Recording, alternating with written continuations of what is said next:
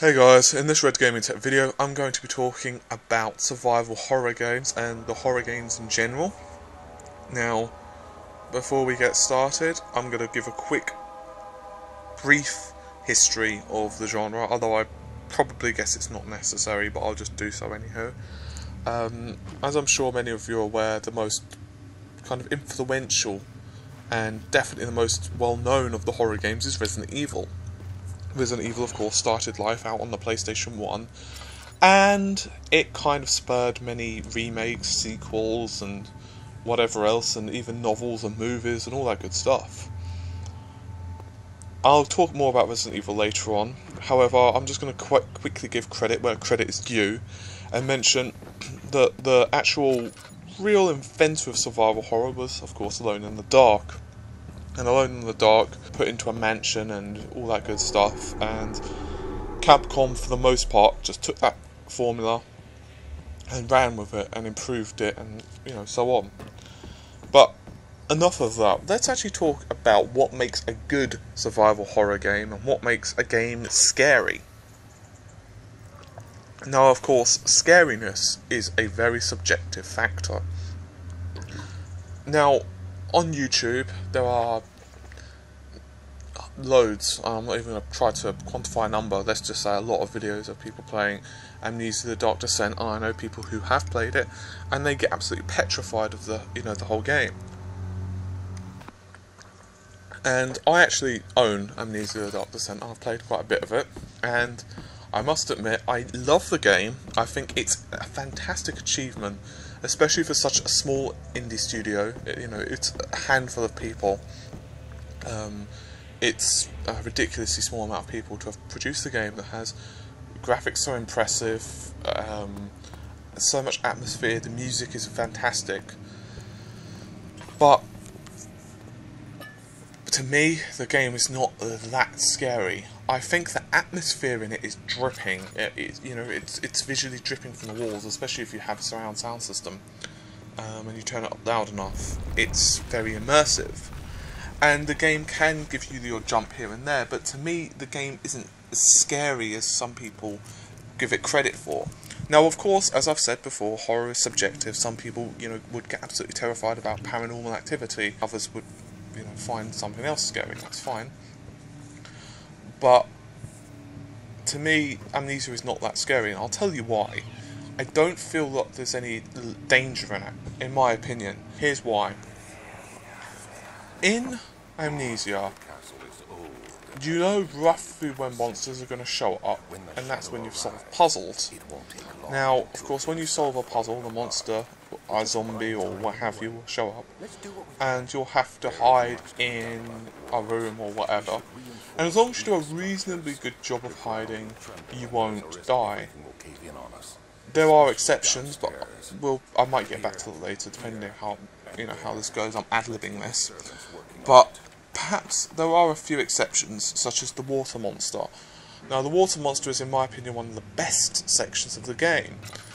But in my opinion, when you die once or twice in Amnesia, that is when the immersion is lost. That's when the scariness of the game begins to fade, and it instead just turns into a very atmospheric game, and a very good game, with a good storyline and all that, but that's when the scariness fades, when you actually die once or twice, because then you realise, hey, you know what, there's not actually much penalty in this. I can die and die and die, and it's not that bad. I mean, the system is fairly generous, so it's not as though if I die I have to worry about a checkpoint being 20 minutes away, and because I don't have to worry about weapons and all that, I don't feel like I can really be in a bad situation. The worst situation you can possibly be in is, be low on oil and also have a low amount of tinderboxes and so on. Then you can be in a bad situation, but generally speaking, you're generally okay. But that isn't to say it's a bad game. I think it's got great atmosphere. I just don't think it's particularly horrifying. I feel the monsters are kind of used as almost set pieces in many ways, and I think the game is fantastic. And of course, there's also a lot of mods, and I can't talk about those. I believe one of them is called White Knight, and I haven't seen much of it. I've only just seen a little bit of it on YouTube, and it does look pretty good. But, moving on, Silent Hill, on the other hand, I can actually say is a pretty frightening game. In my opinion, Silent Hill, on the other hand, especially 1, 2 and 3, Homecoming being the worst of the series in my opinion, and I'm assuming the opinion of many fans, Silent Hill definitely has the atmospheric box ticked, the scary box ticked, and various other boxes ticked, including storyline and all that good stuff.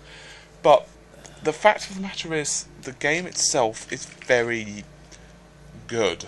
It does everything it sets out to do extremely well, and that is scare the pants off you. But it does so in a very good manner. First of all, the pacing of the story is just right.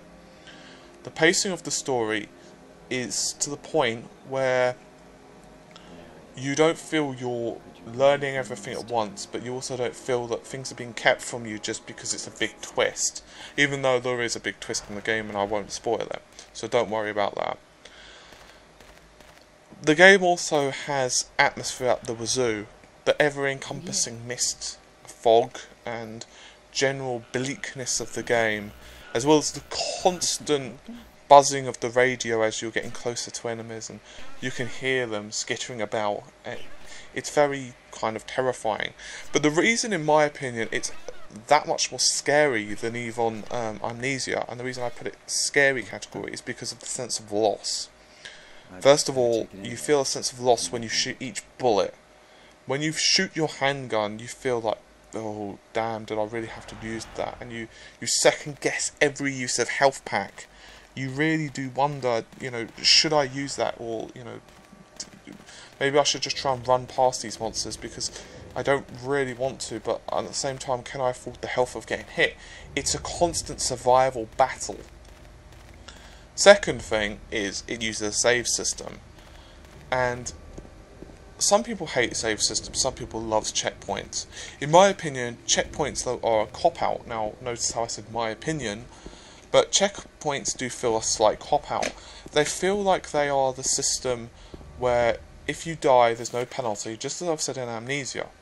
You've come back to the room, or just before the room you just, you know, fell over in, and then you can just continue on your merry way and, you know, try ad nauseum. Whereas on the save point, sure, fair enough, you could argue if you just saved outside of a room or something, it's kind of the same thing, but it doesn't feel like that with every monster, because generally speaking the checkpoints are, or should I say save points, are spaced smartly enough so if you do die you're kind of apprehensive.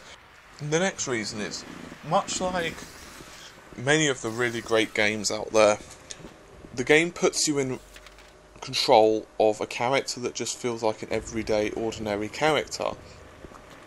He just goes to Silent Hill seemingly searching for his wife.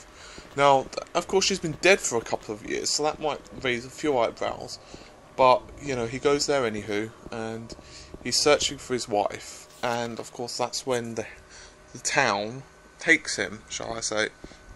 Now, I won't spoil anything more than that, but if you've not played the game, I would encourage you to do so. So, in my opinion, the storyline, the atmosphere, everything just works together for this game to produce a truly terrifying experience. Now, I'm going to put in another game that might be a bit controversial to some, and that's F.E.A.R. Some people don't like F.E.A.R, but in my opinion, F.E.A.R 1 is very atmospheric. I would not classify it as super scary. It has a few moments, but I'm going to give it at least an honourable mention, because I feel the first game at least does a lot right. I feel that it gives a lot of nods towards the right buttons, shall I say. I don't think it nails it completely. I feel that you gain a bit too much power too fast, but I do feel that it's an impressive addition. Now, if I were to give an honourable mention as well, I'd have to give it to Resident Evil. In fact, Resident Evil was one of the first games that really kind of made panic. Resident Evil is definitely a panicky game. I wouldn't say it's scary. Resident Evil, and by Resident Evil I mean the early ones, such as 1, 2, 3 and Code Veronica, and also 0. Though Zero, for some reason, is probably the lesser known of the games, obviously because it appeared on the GameCube. Now, Resident Evil definitely has the panic and sometimes horror, but not so much if I'm honest. Resident Evil 1, you do feel a great connection for the characters. They feel a little bit overplayed, a little bit over-exaggerated. And of course, the original Resident Evil, particularly on the PlayStation version, not so much the remake, which was released for the GameCube, but the PlayStation/PC/Saturn version, was notoriously bad for the voice acting. But there was a sense from, reading all the notes, the research notes, and just kind of getting immersed in the atmosphere, that the game was actually a living, breathing world in many ways before you actually got there. The thought of actually these, research scientists creating this virus, and then there being a series of unfortunate events, shall we say, and managing to unleash it upon themselves was pretty bad. But the remake on the GameCube, once again, took it a step further. You really got a sense of the experimentation that went on there. And I believe the character's name is Lisa, but I haven't played the game in a long time, is a great example of this, the little girl. I won't spoil it any further, but if you've not played the remake, I recommend, if you own a Wii, to try and pick the game up, or if not, just, try and beg, borrow, or steal a way to play the game. It's very good if you're a Resident Evil fan. Definitely better than the first Resident Evil. The remake is definitely superior, in my opinion. It also gets rid of the cheesy voice acting, which is always a bonus. The creatures in the game are definitely horrifying. A great example, of course, would be the Tyrant, but I would also argue that the spider bosses, the giant snakes, and everything else are very memorable bosses, and for the most part you don't want to fight them. The snake, for example, is kind of frightening because you don't want to get poisoned, because you don't want to go through the hassle of, getting the cure and all that. And the spider boss is just irritating because of the poison factor. But Tyrant is probably the culmination of everything wrong that they've done in the place. The fact that they've basically done this to this poor guy, that he's in this test tube, and he's basically turned into this killing machine. That was deliberate, much like some of the other creatures, but some of those were accidents. They were just, hey look, we've accidentally infected them because of the spill. But with the Tyrant, it along with Lisa, which is, I've mentioned her briefly before, but they are, synonymous with the fact of deliberate intent. That really made the game for me. I think it definitely made it atmospheric. I wouldn't say the game is nowhere near as scary as Silent Hill, but it is pretty impressive. Now, of course, all these opinions, and I'd love to get your, feedback on this. What games have really scared you? I'd like to play them myself, to be honest with you. I've heard the Clock Tower series is very impressive, although I've never actually gotten around to playing it. And of course, Fatal Frame and a few other games are pretty well known, as well as Penumbra, by the same developers, I believe, as created Amnesia. So at the very least, I want to check that out. I missed it in the Steam sale over Christmas. But anyway, so if you guys can give me your thoughts, comments, and feedback, that would be appreciated. Right, thanks and bye.